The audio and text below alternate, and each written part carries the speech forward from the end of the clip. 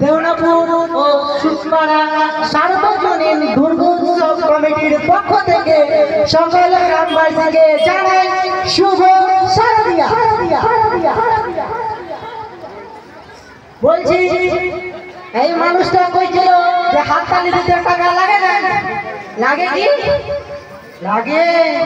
হাতে ব্যথা করলে ডাক্তারের কাছে যেতে হইবে, ডাক্তার কইবে ওষুধ নিতে হইবে, ঠিক কি না?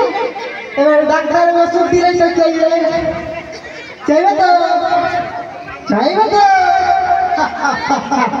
মানুষটা বুঝে না যে কেউ বুঝাও না যে কেমন মানুষ।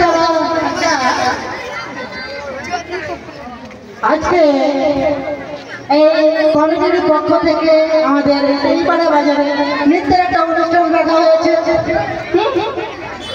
নৃত্যের অনুষ্ঠান রাখা হয়েছে, ভালো কথা। তো নৃত্যের অনুষ্ঠান দেখতে কারা এসছে? আপনারা দর্শককে, আপনারা এবার যারা নৃত্য করবে, যারা নৃত্য করবে করবে কি করেছে? আরে হাত বাড়ান দেখছি এত কষ্ট করে যাচ্ছি, তাও কেউ হাত তালি দেয় না, টাকা লেগে দেবে লাগছে।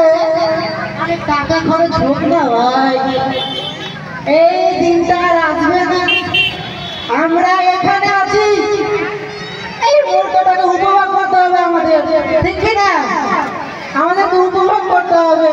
এই মুহূর্তটাকে চলে যেতে দিলে হবে না, এই মুহূর্তটা আর আসবে না। এই জায়গায় আপনি দাঁড়িয়ে থাকবেন না, এই জায়গায় আমি আর কাল থাকবো না। আরে আজকের দিনটা ভালোভাবে বাঁচতে হবে। সব সময় এখন মনে বাড়ির অবস্থা যেটা, বাড়ির আমার কঠিন অবস্থা, আমার খুবই অনেক টাকা খরচ হয়ে মেলা দেখতে এসেছি আর না দিব।